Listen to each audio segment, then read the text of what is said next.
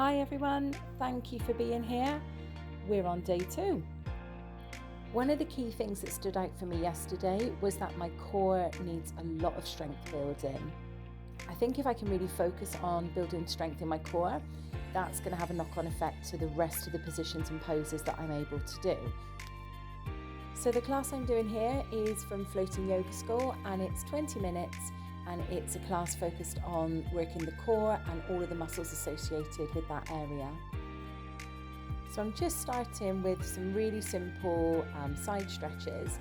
This is starting to warm up my muscles, and I'm getting a little side body stretch as well each time my hand goes to the ground. You'll see my daughter's head pop up in a minute. She doesn't always get the memo that mummy's trying to do a video and do some yoga, so I need a bit of space. The stretch I'm doing here, I don't know the name, I don't know if it has a name. It doesn't look much, but I've never done this particular stretch before, and as someone who is really suffering at the moment with tight shoulders, it was a fantastic release. And it got surprisingly deep into the shoulder muscles, which I wasn't expecting.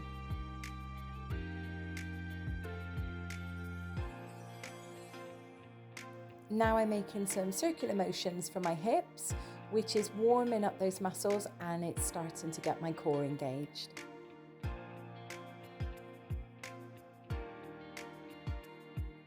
So there was a little seated cow and cat there just to kind of reset my spine before going straight into a boat pose. So my abs were already a little bit tender after the yoga classes I'd done before.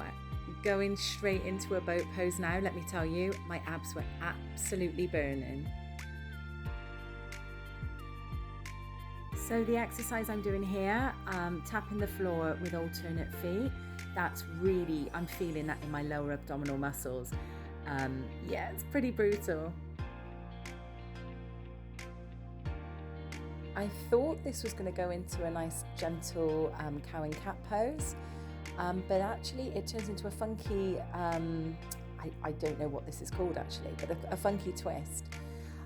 It's working the core muscles for sure, but actually what came up for me again was just how tight my shoulders are with this, and it was really quite uncomfortable. I've sped this up a little bit because it does go on for quite a while, but you can see just from extending the opposite arm to the leg, it's really getting into all of the muscles down my core and down my chest, and also is starting to get into my glutes a little bit as well. And then I'm straight into a forearm plank, which is less than comfortable.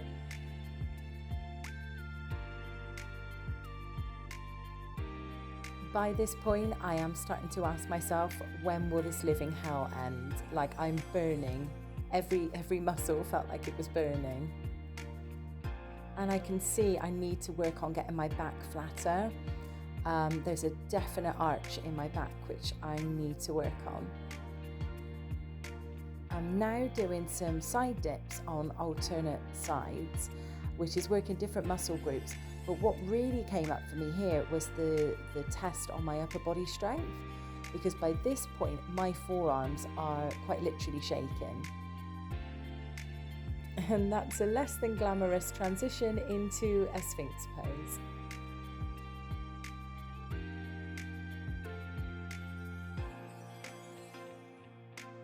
This is probably one of my least favourite stretches. I think it's called locust pose.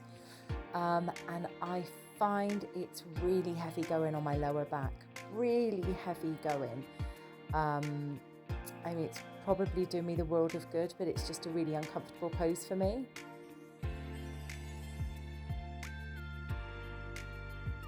I'm just about to go into ragdoll, which is meant to be a good release for the lower back.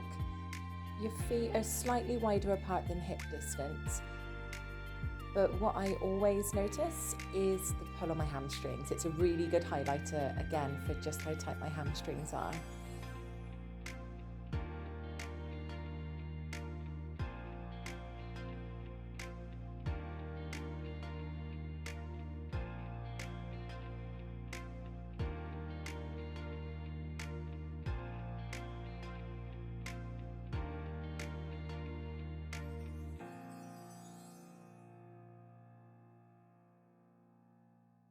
Now I'm in a lunge position and bringing my knee into my chest and then put my leg back.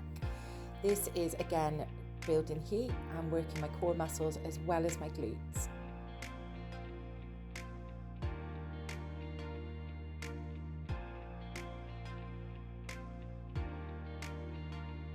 This is a supported side angle with a bit of a twist because there's some really meaty little abdominal crunches going on now. I am feeling that not just in my core and my glutes, but really into my quads as well.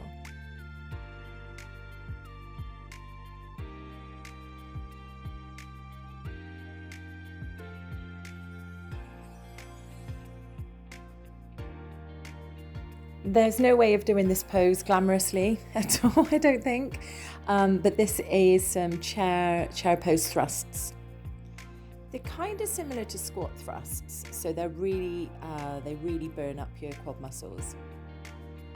I'm twisting from my hips here, and the aim is that my legs and my bum don't move at all. It's just a rotation movement from my hips to loosen up the hip flexors and also just to build more strength into the core.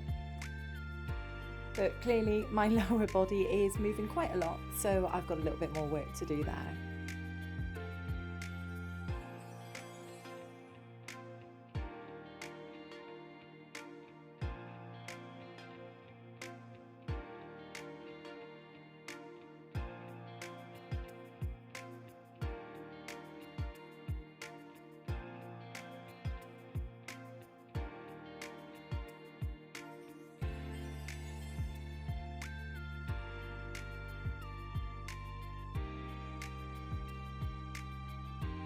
And now I'm just going into a camel back bend.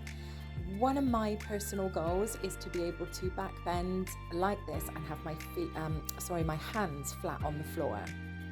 When I was doing yoga every day, I came to the point where I could have my hands on my ankles. So yeah, I want to keep building on that.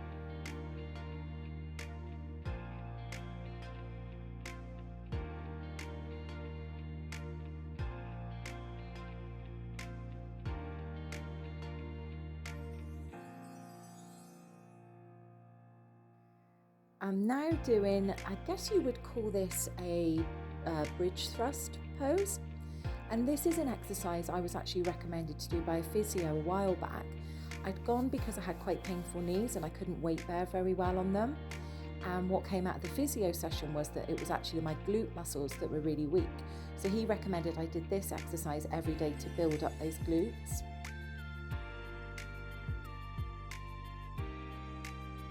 So this is the point in the class where Helen will say, do anything that your body's asking for.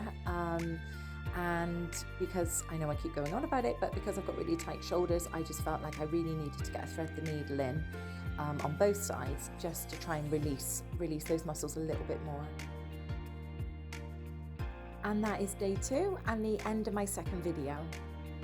One thing that's becoming apparent is that I'm going to need a lot more than just yoga to build strength and make real progress.